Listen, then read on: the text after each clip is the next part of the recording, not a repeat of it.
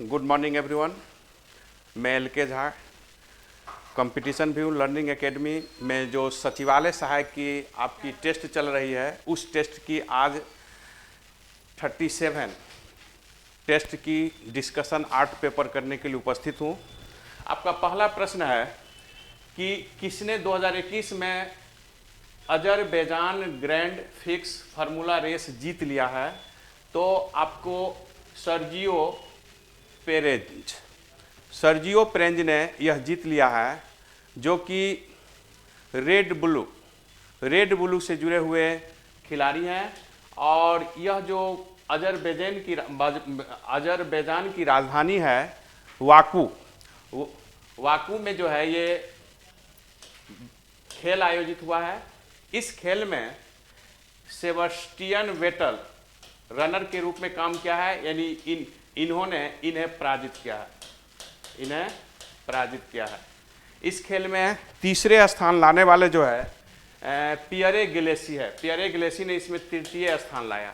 तो Azerbaijan grand prix formula जो 2021 में आयोजित हुआ था वाकू में, जो कि अजरबैजान की राजधानी भी है, उसको सर्जियो पेरेज ने जीत लिया है।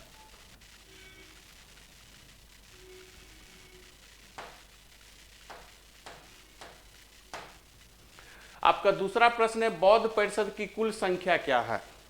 यह एक प्रश्न आपका है कि बौद्ध परिषद की कुल संख्या क्या है। जो विकल्प है उसके आधार पर इसका आंसर हम 6 दे सकते हैं।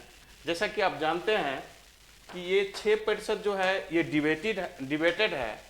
मुख्यतः 4 ही बौद्ध परिषद हुआ है। बौद्ध परिषद मुख्यतः 4 हुआ है। 4 बौद्ध परिषद मुक्त हुआ है।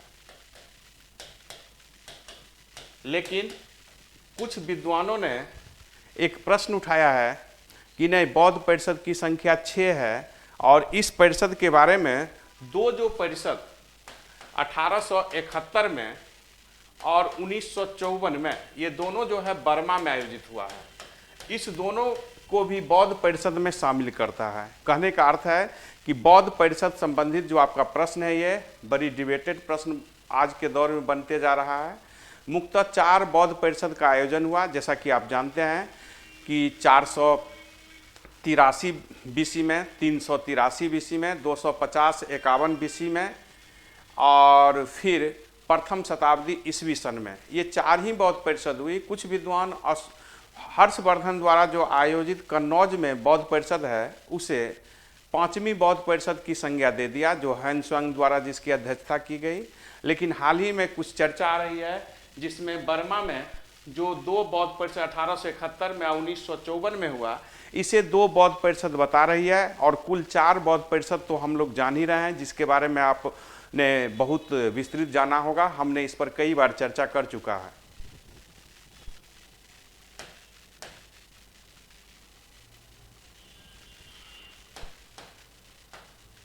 आपका तीसरा प्रश्न है, किस राज्य के राज्यपाल को उस राज्य में भारत के वरीयता क्रम में स्थान में कौन सा विकल्प सही है? आपके वरीयता क्रम, जैसा कि आप जानते हैं कि भारत में और भारत सरकार द्वारा प्रोटोकॉल निर्धारित की जाती है, जिसमें वरीयता क्रम दी जाती है। तो इस वरीयता क्रम में आप देखेंगे कि भारत के राज्यपाल के बारे में जो कहा गया है, इसमें आपका सी आंसर सही है कि भारत के जो राज्यपाल हैं वह प्रधान न्यायाधीश से उच्च वरीयता रखता है। जैसा कि आप जानते हैं कि प्रधान न्यायाधीश जो है ये 6ठे पोजीशन पर है, और लोकसभा अध्यक्ष ये भी 6ठे पोजीशन में है वरीयता क्रम में।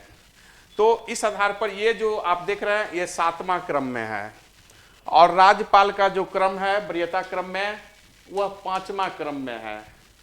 तो स्पष्ट है इससे कि राज्यपाल की जो स्थिति है वह मुख्य न्यायाधीश जो भारत के होते हैं उनसे वरीयता क्रम में ऊपर होता है। जैसा कि आप जानते हैं कि चौथा स्थान होगा, भारत के राज्यपाल का 4था स्थान है। हम बता दें कि प्रथम स्थान जो है ये राष्ट्रपति को दिया जाता है, दूसरा स्थान जो है उपराष्ट्रपति को दिया गया है प्रोटोकॉल में, तीसरा स्थान जो है प्रधानमंत्री को दिया गया है, और चौथे क्रम में यह स्थान दिया गया है अपने अपने राज्य में राज्यपाल को अपने अपने राज्य में 5वें स्थान में पूर्व जो माने पहले रह चुके हैं राष्ट्रपति, उनका स्थान है। थोड़ा ध्यान देंगे कि राज्यपाल को प्रियता क्रम में 4थे स्थान पर दिया गया है। पहला राष्ट्रपति, दूसरा उपराष्ट्रपति, तीसरा प्रधानमंत्री, चौथा राज्यपाल, 5वां पूर्व राष्ट्रपति और 6ठे स्थान में लोकसभा के स्पीकर जो हैं और मुख्य न्यायाधीश जो है उनको रखा गया है। और लोकसभा में विपक्ष के नेता, कैबिनेट मिनिस्टर, इन लोग को जो है 7वें स्थान पर रखा गया है।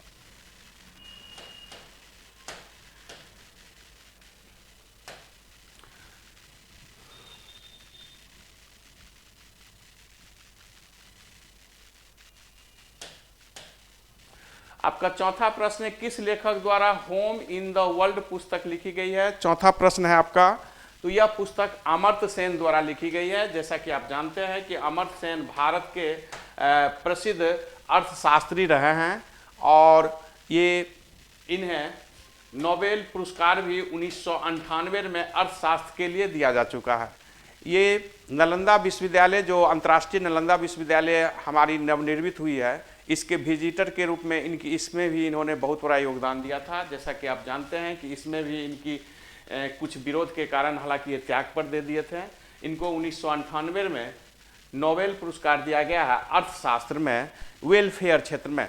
वेलफेयर अर्थशास्त्र के लोक कल्याण कार्यों के लिए, वेलफेयर कार्यों के लिए इन्हें अर्थशास्त्र में 1998 में नोबेल पुरस्कार दिया गया था।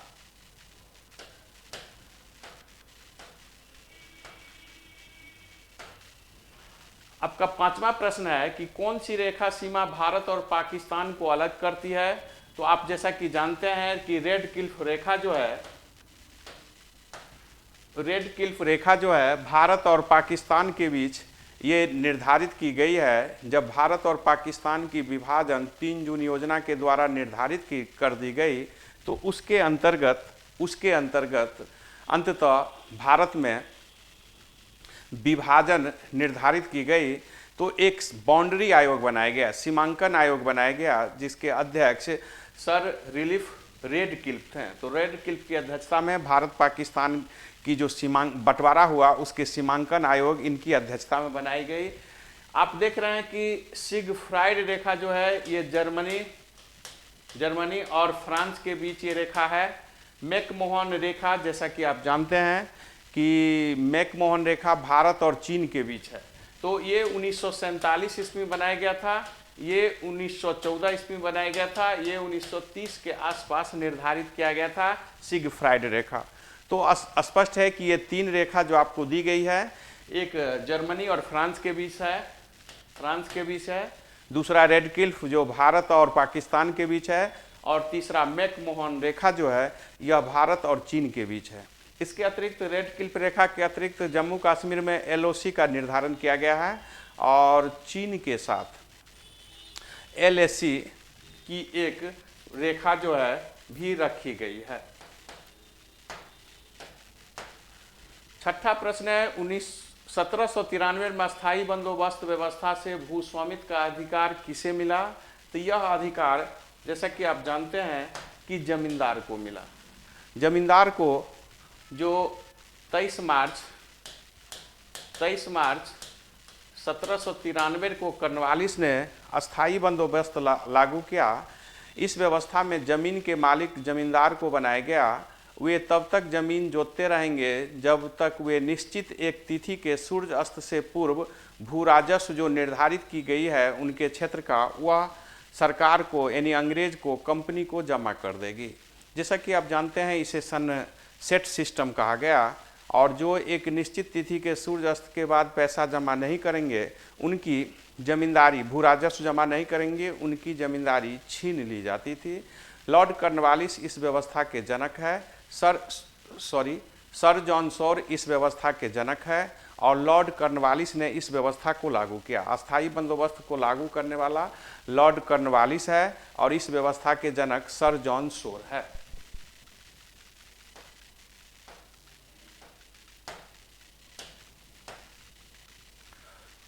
आपकी 7वीं प्रश्न है कि सिक्किम राज्य की आधिकारिक भाषा इनमें से कौन है?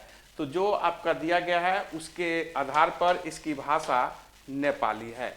जैसा कि आप जानते हैं कि सिक्किम भारत का सबसे कम जनसंख्या वाला एक छोटा सा राज्य है, जिसकी जनसंख्या 2011 के जनगणना के अनुसार 6 लाख से अधिक है, यानी 6,61,000 लगभग है। गोवा भारत के सबसे छोटे क्षेत्रफल वाला राज्य है। हिंदी भारत का आप समझ रहे हैं कि राजभाषा है, जिसका उल्लेख 243 आर्टिकल में किया गया है। और संस्कृत भारत की प्राचीन काल में देव भाषा के रूप में जिसे भी अंकित किया गया है। प्राचीन काल में कई वंशों की जो राजभाषा के रूप में कार्यरत थी। वर्तमान में जैसा कि आप जानते हैं कि हिंदी को 14 सितंबर 1949 को संविधान में राजभाषा के रूप में शामिल कर लिया गया।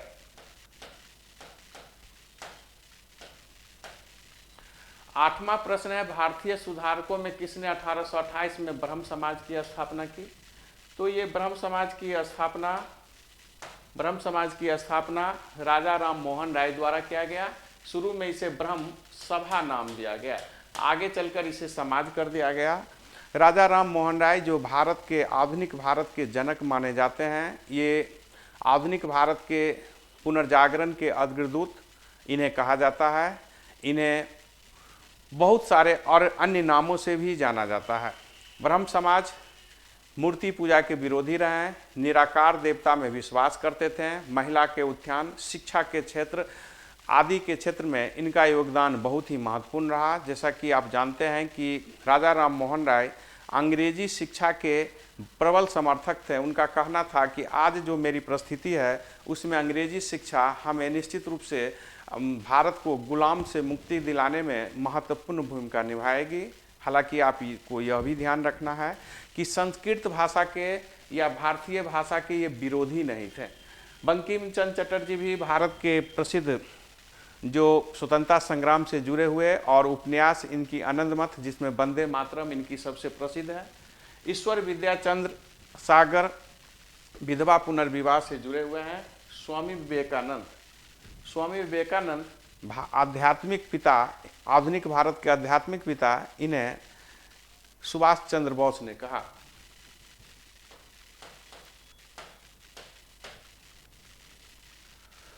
आपका प्रश्न है कि 2009वीं प्रश्न है, 2001 से 2021 के बीच जनसंख्या की जो दशकीय वृद्धि है, तो दशकीय वृद्धि जो है 17.7% है। जैसा कि आप जानते हैं कि जनसंख्या भारत के पहली बार जो जनगणना 1871 से हुआ, नियमित रूप से 1881 से 2021 में जनगणना पहली बार कुछ कम हुआ था। 1911 के अपेक्षा 1921 में जनसंख्या कम हुआ था, जिसे महान विभाजक रेखा जनसंख्या का कहा जाता है। 1911 से 1921 के बीच जो कम हुआ था, लेकिन 1951 को लघु विभाजन रेखा जनसंख्या का कहा जाता है, क्योंकि इस बीच में जनसंख्या तो वृद्धि हुई लेकिन कम अनुपात में। 1951 के बाद भारत में बहुत ही तेजी से जनसंख्या में वृद्धि हुई। 1960, 70, 80 के दशक में जनसंख्या बहुत तेज में बढ़ी। अभी जो यूएन की एक रिपोर्ट है कि आने वाले समय में यानी 2027 में भारत चीन को पीछा छोड़कर सबसे बड़ी आबादी वाला जो है देश बन जाएगा। 10वां प्रश्न है, श्रीशैलम बांध का निर्माण किस नदी पर हुआ है? तो श्रीशैलम बांध का निर्माण जो है ये कृष्णा नदी पर है। कृष्णा नदी पर श्रीशैलम बांध का निर्माण हुआ है, और यह बांध जो है नागा अर्जुन से जुड़ा हुआ है। नागा अर्जुन के नाम पर, जो बहुत बड़े बौद्ध भिक्षु थे, उनके नाम पर इस बांध का नाम रखा गया है। नागा श्रीशैलम बांध को हम नागा अर्जुन बांध के नाम से भी जानते हैं।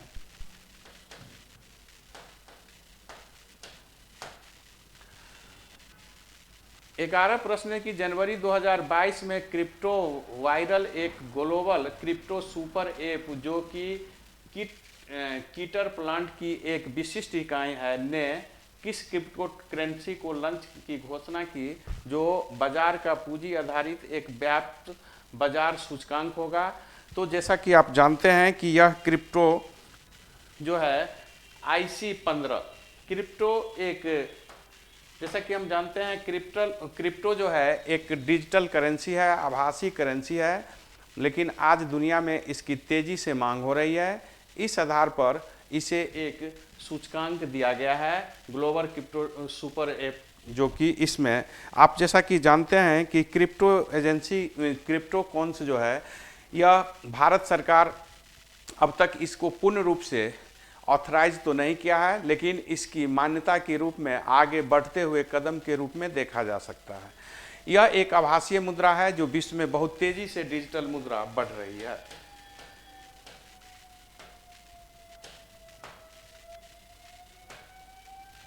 बारह प्रश्न है कि छत्तीसगढ़ का सुआ लोक नृत्य करते समय महिलाओं कौन सी अभिनय करती है।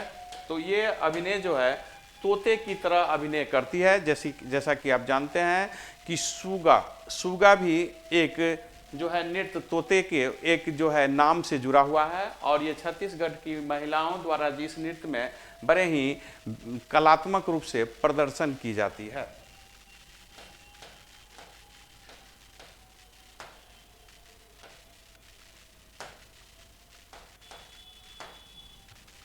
तेरह प्रश्न है कि भारत में अपने वाला शीतोष्ण कटिबंध चक्रवात भारत के किस राज्य में प्रवेश करता है। तो जैसा कि किस भाग से प्रवेश करता है, तो उत्तर पश्चिम से यह प्रवेश करता है। जैसा कि आप जानते हैं कि भारत में शीत मौसम में जो वर्षा होती है उसे कहा जाता है पश्चिमी विक्षोभ। ये पश्चिमी विक्षोभ जो है ये भारत में जो आता है ये आंध्र महासागर फिर अरल महासागर आदि से होकर नमी लेकर आती है, और शीत ऋतुओं में भारत और नेपाल पाकिस्तान क्षेत्र में भारी वर्षा करती है। यह रबी फसल के लिए बहुत ही उपयोगी है।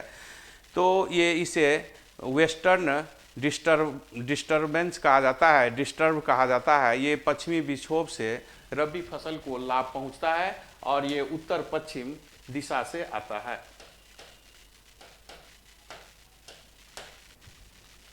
चौदह प्रश्न है कि ममता चंद्रकर एक प्रसिद्ध लोकगीत गायिका है, इनका संबंध किस राज्य से है। तो इनका संबंध छत्तीसगढ़ से है।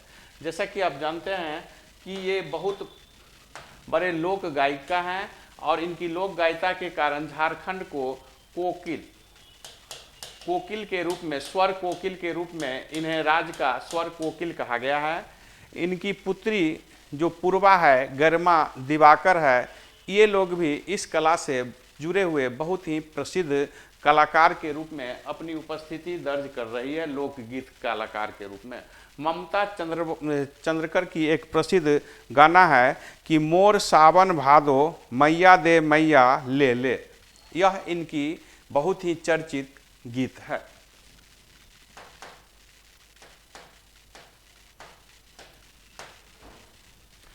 पंद्रह प्रश्न है कि 2011 की जनगणना के अनुसार भारतीय राज्यों में कौन सा सबसे कम जनसंख्या घनत्व वाला राज्य है।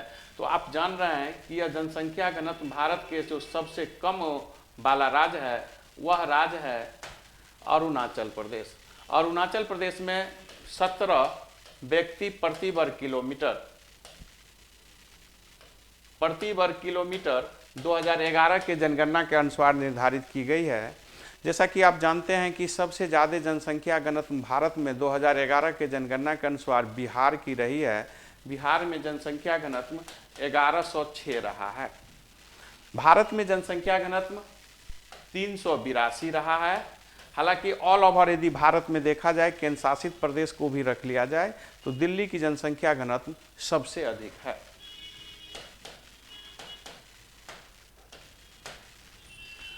सोलह प्रश्न है कि विश्व आर्थिक मंच द्वारा जारी 156 देशों की gender gap report gender gap report के अनुसार 28 पैदान घिसक गया है भारत, तो भारत का स्थान 140वां हो गया है और ये बहुत ही पीछे रहा है। हालांकि 2022 में जो जेंडर गैप रिपोर्ट दिया है 2022 में, इसमें भारत का स्थान 135वां दिया है।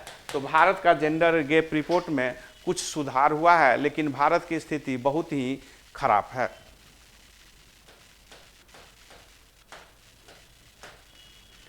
सत्रह प्रश्न है कि संघ लोक सेवा आयोग ने किस सदस्य का कार्यकाल क्या होता है, किसी सदस्य का कार्यकाल क्या होता है संघ लोक सेवा आयोग के।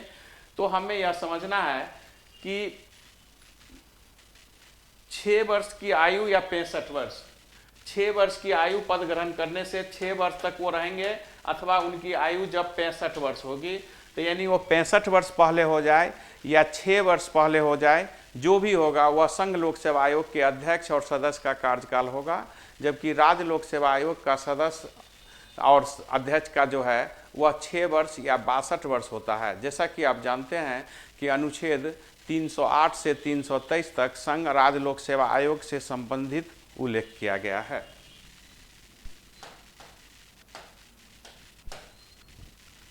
अठारह प्रश्न है कि मिट्टी से ईंट बनाने की प्रक्रिया आर्थिक गतिविधियों के किस क्षेत्र के अंतर्गत आता है। तो आप जान रहे हैं कि यह द्वितीयक क्षेत्र होगा, क्योंकि मिट्टी जो भूमि, बनन, खनन, मत्स्य और पशुपालन जैसे व्यवस्था जो है ये प्रथम क्षेत्र से जुड़ती है। दूसरे क्षेत्र में मैन्युफैक्चरिंग यानी जो विनिर्माण उद्योग है उससे जुड़ता है। और तीसरा क्षेत्र जो है सेवा सेक्टर होता है। वर्तमान में भारत में सेवा सेक्टर का योगदान लगभग 54-55% है। जबकि आप जान रहे हैं कि भारत में उदारीकरण के बाद 1990-91 में जो उदारीकरण हुआ, 91 में 24 जुलाई 1991 को उदारीकरण हुआ। इसके बाद भारत में सेवा सेक्टर में बहुत ही तेज़ी से वृद्धि की है। विश्व में भारत ने एक बेहतर स्थिति बना ली है। जब कोई अर्थव्यवस्था प्रारंभिक दौर में होता है तो प्राथमिक क्षेत्र का योगदान सबसे अधिक होता है और तृतीयक क्षेत्र का योगदान सबसे कम होती है। लेकिन जब कोई देश डेवलप्ड हो तो उस स्थिति में प्राथमिक क्षेत्र का योगदान सबसे कम और तृतीयक क्षेत्र का योगदान सबसे अधिक हो जाता है। 19 प्रश्न है, इस बढ़ते हुए स्तर के आधार पर हमको सजाना है। तो जैसा कि आप जानते हैं कि बढ़ते हुए स्तर पर जो होगा ये सबसे पहले बढ़ते हुए स्तर के आधार पर सजाना है। तो सबसे पहले ग्राम सभा सबसे नीचे होगा, तो ग्राम सभा होगा, फिर पंचायती राज होगा और फिर जिला परिषद होगा। यानी पंचायती राज के 3 स्तर सामान्यतः भारत में है। वह है ग्राम सभा, दूसरा जो है पंचायत समिति है और तीसरा जिला परिषद है। त्रिस्तरीय पंचायती राज की सिफारिश जो है बलवंत राय मेहता द्वारा किया गया। और जैसा कि आप जानते हैं कि 73 अमेंडमेंट द्वारा 1992 में जो हुआ, इससे पंचायती राज को संवैधानिक अधिकार दे दिया गया। ग्राम स्तर पर मुखिया प्रधान होते हैं। समिति स्तर ब्लॉक स्तर पर है जिसके प्रधान प्रमुख कहलाते हैं। और तीसरा जिला स्तर है जिसके प्रधान चेयरमैन, जिला परिषद अध्यक्ष चेयरमैन कहलाता है। 20वां प्रश्न है कि भारतीय संविधान में कौन सा अनुच्छेद धर्म, मूल, जाति, लिंग या जन्म के आधार पर विभेद को प्रतिरोध करता है। यानी इस आधार पर कोई भेदभाव नहीं होगा। तो जैसा कि आप जानते हैं कि अनुच्छेद 15 इस बात को गारंटी देती है कि किसी भी प्रकार के धर्म, जाति, मूल आदि आधार पर कोई भेदभाव नहीं किया जाएगा। 5 अनुच्छेद जो है यह नागरिकता की शुरू से संबंधित है। अनुच्छेद 1 में भारत को राज्यों का संघ कहा गया है, जिसकी अंग्रेजी अनुवाद यूनियन ऑफ स्टेट किया गया है। अनुच्छेद 20 का संबंध है जो कोई व्यक्ति हैं निर्दोष साबित होने से उनको विभिन्न प्रकार के संबंध में कुछ विशेष संरक्षण से जुड़ा हुआ है। 21 प्रश्न है कि किस वर्ष में भारतीय राष्ट्रीय कांग्रेस का विभाजन सूरत विभाजन के नाम से जाना जाता है। वह हुआ तो जैसा कि आप जानते हैं कि सूरत विभाजन 1907 में हुआ और यह विभाजन में गरम दल और नरम दल के बीच हुआ। नरम दल वाले ने गरम दल को बाहर कर दिया। इस विभाजन का मूल कारण था कि रणनीति को लेकर दोनों में मतभेद था, लेकिन वास्तविक जो तात्कालीन कारण उस समय बना जिसके कारण विभाजन हुआ कि गरम दल वाले गरम दल के नेता को अध्यक्ष बनाना चाहते थे। इस विभाजन में रासबिहारी बोस ने इसकी अध्यक्षता की। विभाजन के बाद 1916 में लखनऊ अधिवेशन में जो अंबिकाचरण मजूमदार की अध्यक्षता में हुई, उसमें नरम दल और गरम दल मिलकर फिर एक हो गए।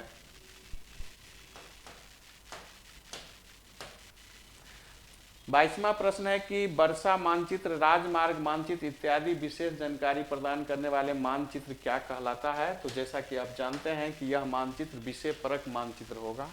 मानचित्र कार्टोग्राफी जो है विभिन्न क्षेत्रों में बनाया जाता है। विभिन्न क्षेत्र की अपनी अपनी ज़रूरत के अनुसार मानचित्र बनता है और ये बड़े ही वैज्ञानिक पद्धति होती है। इससे कार्य करने में या किसी चीज़ को समझने में बड़ी ही सहयोग मिलती है।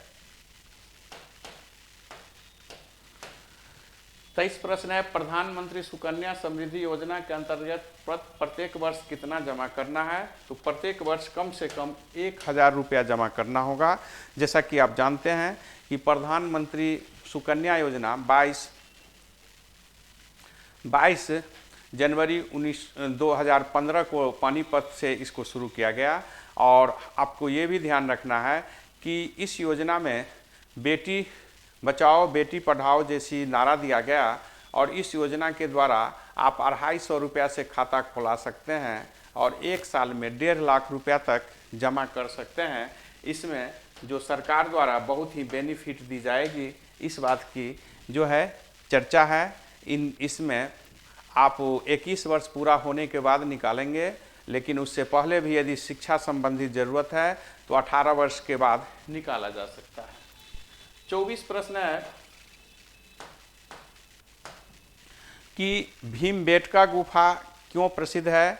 तो यह सेल चित्रकारी के लिए प्रसिद्ध है। जैसा कि आप जानते हैं कि भीमबेटका और आदमगढ़, भीमबेटका रायसेन जिला मध्य प्रदेश में है और आदमगढ़ होशंगाबाद जिला मध्य प्रदेश में है। 35,000 BC के आसपास में यहाँ सेल चित्रकारी होती थी, इस बात का प्रमाण मिला है। इसका अर्थ हुआ कि पूरा पाषाण काल में यहाँ की चित्रकारी बहुत ही प्रसिद्ध रही है।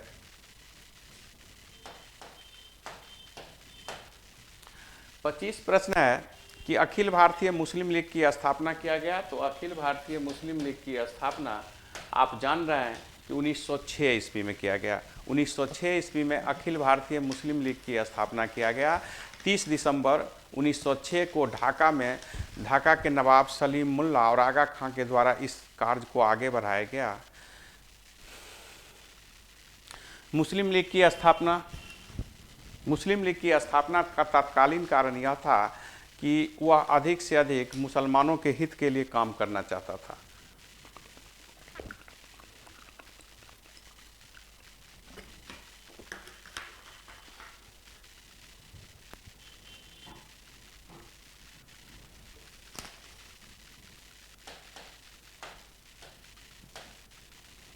अंतर्राष्ट्रीय बाघ दिवस कब मनाई जाती है? तो अंतर्राष्ट्रीय बाघ दिवस 29 जुलाई को मनाया जाता है। बाघ दिवस 29 जुलाई को मनाया जाता है। जैसा कि आप जानते हैं कि भारत में टाइगर रिजर्व योजना 1973 में शुरू किया गया, जिससे भारत में बाघों की संख्या में काफ़ी वृद्धि हुई है। 2018 में भारत में बाघों की संख्या 2967 गिनी गई है।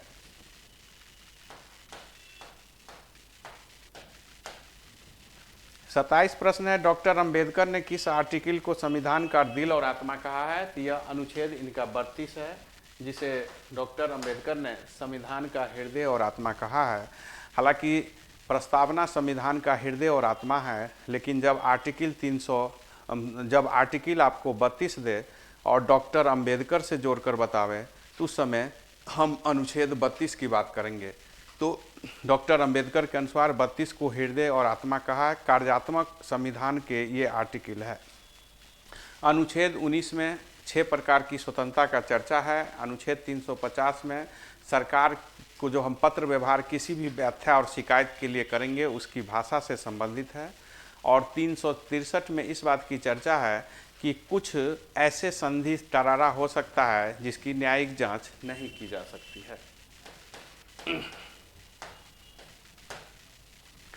28 प्रश्न है कि भारत का सबसे बड़ा रेगिस्तान है। तो जैसा कि जानते हैं कि भारत में एक ही रेगिस्तान है और वह रेगिस्तान जो है थार मरुस्थल रेगिस्तान है और भारत पाकिस्तान में 2,60,000 वर्ग किलोमीटर में लगभग ये फैला हुआ है। भारत के जैसलमेर जिला इससे सबसे ज़्यादा विस्तार थार मरुस्थल का है।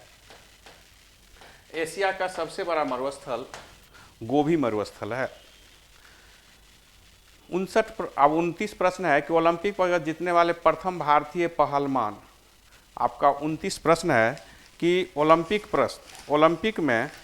ओलंपिक में जो पदक प्राप्त किया गया है उसमें पहला पदक प्राप्त करने वाला कौन है? तो साक्षी मलिक जो है पहली भारतीय महिला में शामिल है। जैसा कि आप जानते हैं कि साक्षी मलिक को रियो ओलंपिक 2016 में जो हुआ इसमें इन्होंने कांस्य पदक जीती थी।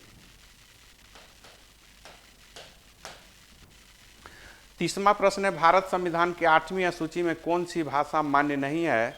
तो जो आपकी दी गई है उस भाषा में अंग्रेजी भाषा को मान्य नहीं दिया गया है। हालांकि अनुच्छेद 344 में अंग्रेजी भाषा संबंधित उपबंध है। भारत में सहयोगी भाषा हिंदी के अंग्रेजी को रखा गया है। 8वीं अनुसूची में वर्तमान में 22 भाषा है।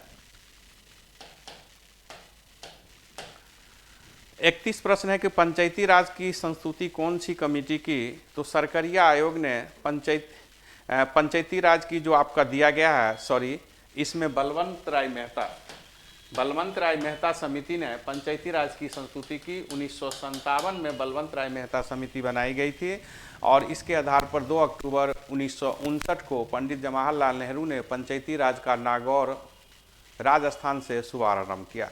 फजल अली आयोग होगा, फैजल अली नहीं होगा, फजल अली आयोग भारत में राज्यों के पुनर्गठन से संबंधित है। सरकारिया आयोग केंद्र राज्य से संबंधित है और राजमंडल कमेटी भी केंद्र राज्य से संबंधित है। 32 प्रश्न है भारतीय संविधान का राज्यसभा कब ने अपनाया? तो हमारी संविधान के द्वारा अपनाया गया तो 26 नवंबर 1949 को संविधान सभा ने हमारे संविधान को अपना लिया था। जैसा कि आप जानते हैं कि संविधान सभा ने इसे अपनाया, लेकिन अंतिम रूप से जो पूर्ण रूप से हमारी संविधान लागू हुई वह 26 जनवरी 1950 को हुआ। 33 प्रश्न है भारतीय संविधान में लिपि के हिंदी भाषा राजभाषा घोषित किया गया है तो वह देवनागरिक भाषा है। जैसा कि आप जानते हैं कि अनुच्छेद 343 में हिंदी को राजभाषा बताया गया है।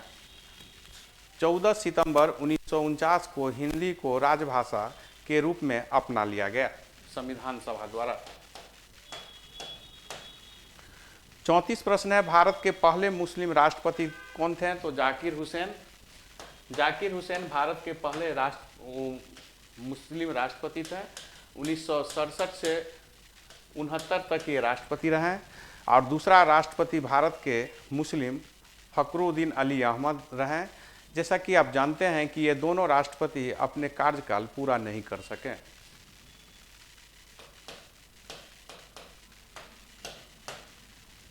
पैंतीस प्रश्न है अंडमान निकोबार द्वीप समूह कहाँ स्थित है? तो बंगाल की खाड़ी में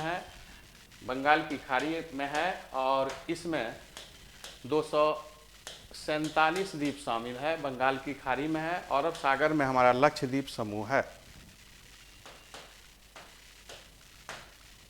36 प्रश्न है कौन सा आर्थिक गतिविधियां प्राथमिक क्षेत्र में आते हैं?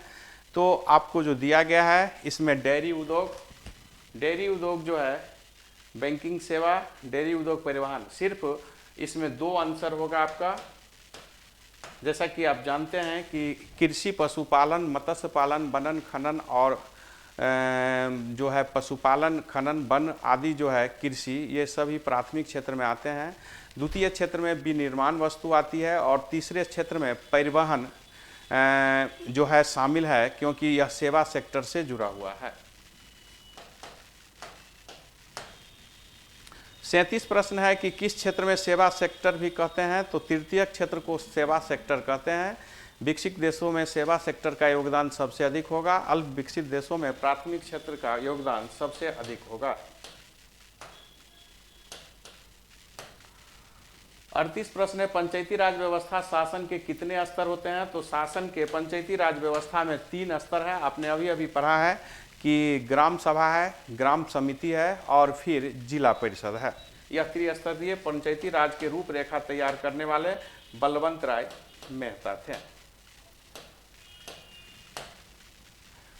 39 प्रश्न है अभिव्यक्ति की स्वतंत्रता मौलिक अधिकार में आती है, तो यह जो है स्वतंत्रता का अधिकार, स्वतंत्रता के अधिकार में हमें यह मौलिक अधिकार में आता है। 19 में जो है आर्टिकल में यह दिया गया है, 7 प्रकार की स्वतंत्रता दी गई थी। वर्तमान में जो है 6 प्रकार की स्वतंत्रता इसमें शामिल है। 40 प्रश्न है कि बिंदुसार के पुत्र कौन थे, बिंदुसार का पुत्र कौन था, तो बिंदुसार के पुत्र आप जैसा कि जानते हैं कि अशोक थे और बिंदुसार के पिता का नाम चंद्रगुप्त मौर्य था। अजात शत्रु हर्यक वंश के शासक थे।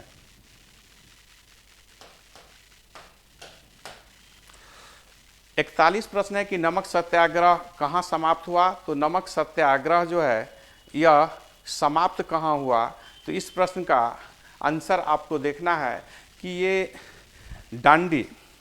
डांडी में जाकर नमक सत्याग्रह जो है समाप्त हुआ, यानी डांडी जाकर नमक सत्याग्रह समाप्त हुआ, जो 6 अप्रैल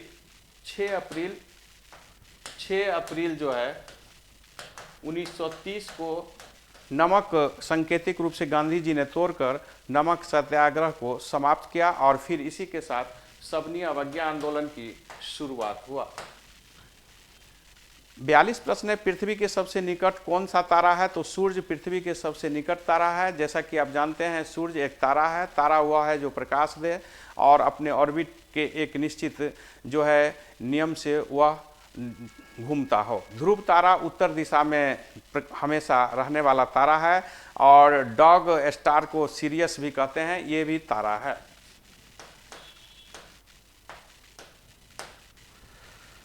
आपका प्रश्न है 43 की मैचिंग करना है कि इसमें से कौन से मैचिंग आपका सही है। जैसा कि आप जानते हैं कि बड़े पैमाने का मानचित्र, रेखा चित्र और खाका चित्र 3 प्रकार के जो है इसकी चर्चा की गई है। तो आप देखेंगे कि इस रेखा चित्र में बड़े पैमाने का अधिक जानकारी प्राप्त करने के लिए हम बड़े पैमाने के रेखा चित्र का प्रयोग करेंगे।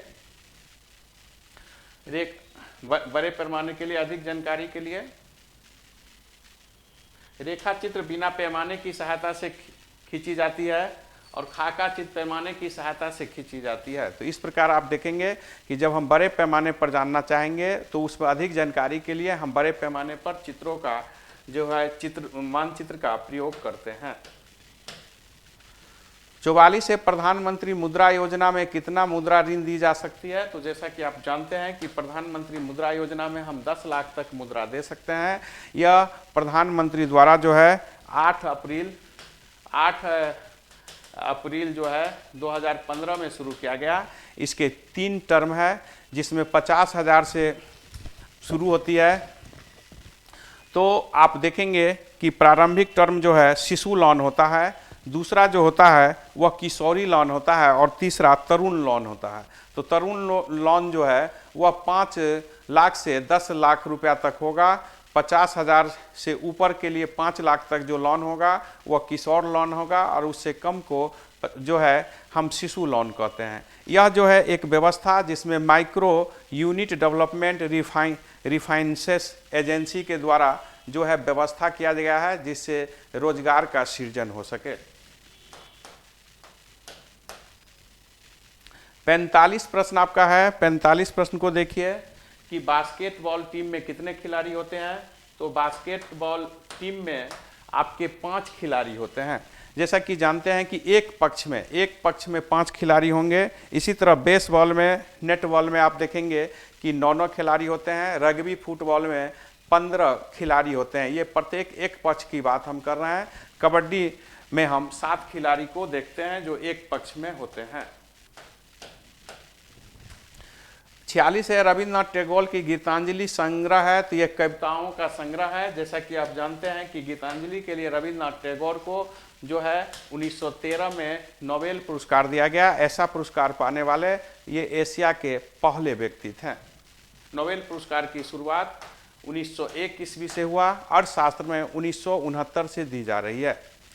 47 प्रश्न है, भारत रत्न पुरस्कार कब प्राप्त किया नेल्सन मंडेला को? तो नेल्सन मंडेला को 1990 में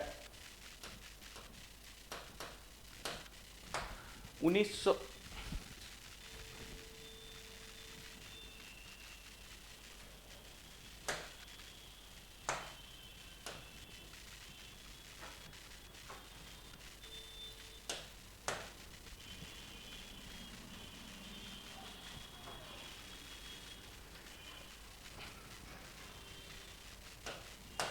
हम देखेंगे नेल्सन मंडेला को 1990 ईस्वी में 1990 ईस्वी में भारत रत्न दिया गया और यह पुरस्कार प्राप्त करने वाले ये दूसरा विदेशी है। पहला विदेशी है जो अब्दुल गफ्फार खान, जिन्हें 1987 में भारत रत्न दिया गया। अब तक भारत रत्न 2 व्यक्ति को दिया गया है, विदेशी को, एक नेल्सन मंडेला है और दूसरा अब्दुल गफ्फार खान है जो पाकिस्तान के नागरिक हो गए थे।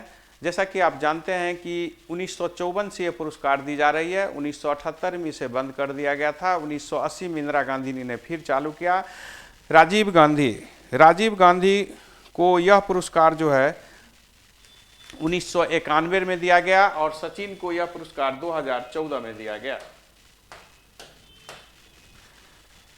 48 प्रश्न है, नीदर अ हक नाउ ए डॉग नामक पुस्तक के लेखक कौन है? तो खुर्शीद मसूद कस्तूरी है। जैसा कि आप जानते हैं यह किताब बहुत ही चर्चित है। ये पाकिस्तान के विदेश मंत्री से जुड़ा हुआ है और विदेश मंत्री ने भारत पाकिस्तान के बीच संबंध पर इसमें चर्चा किया है कि भारत ने शांति बहाल के लिए किस प्रकार की प्रक्रिया बार बार अपनाना चाहिए, लेकिन पाकिस्तान ने इसमें अरंगा लगाया। इसमें भारत और अफगानिस्तान के एक बेहतर संबंध का भी लेखा जोखा किया गया है। 49 प्रश्न है कि बिम्स्टेक दक्षिण एशिया दक्षिण पूर्वी एशिया के कितने देश शामिल है? तो आपको मालूम होनी चाहिए कि इसमें 7 देश शामिल है।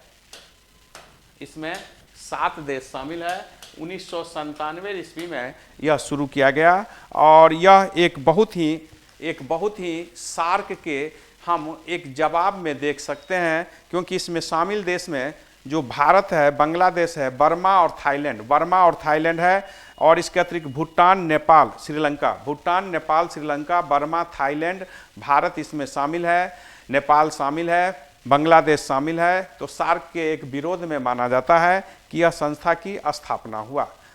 यह बिम्स्टेक सार्क भारत पाकिस्तान के बीच विवादों के कारण बहुत सफल नहीं हुआ। इसके विरोध में यह संगठन को स्थान दिया गया। ऐसा माना जाता है कि बिम्स्टेक का जो निर्माण है वह सार्क देशों के विरोध में है, लेकिन यह कहना मुश्किल है स्पष्ट रूप से या सैद्धांतिक या व्यवहारिक रूप में कि सार्क के विरोध में आया, लेकिन भारत ने इन देशों के साथ एक बेहतर संबंध के लिए बनाया। जैसा कि आप जानते हैं कि सार्क देश में स्थापना समय 7 देश था, वर्तमान में 8 देश है। 2007 से अफगानिस्तान भी उसमें सदस्य है। 50वां प्रश्न है, भारत का कौन सा पड़ोसी देश दुनिया का पहला पूर्णतः कार्बनिक देश बन गया है? तो आपको मालूम होना चाहिए कि भूटान, जो भारत से बहुत ही समीप जुड़ा हुआ, भारत, चीन, नेपाल से जुड़ा हुआ यह देश भूटान एक छोटा सा देश है जो पूर्ण कार्बनिक, यानी कि जहाँ खाद्य पदार्थ जो है, जो खाद्यान्न उत्पादन होती है उसमें रासायनिक उर्वरक की प्रयोग नहीं होगी। जैसा कि आप जानते हैं कि भारत का भी एक राज्य है जो पूर्णतः ऑर्गेनिक खेती, कल्चर पर बल दिया है और वह पहला राज्य बनने का गौरव प्राप्त किया है, सिक्किम भारत का पहला राज्य है जो पूर्णतः ऑर्गेनिक एग्रीकल्चर पर बल दे रही है। भूटान भी इसी प्रकार के खेती करने वाला दुनिया का पहला देश बन गया है। धन्यवाद।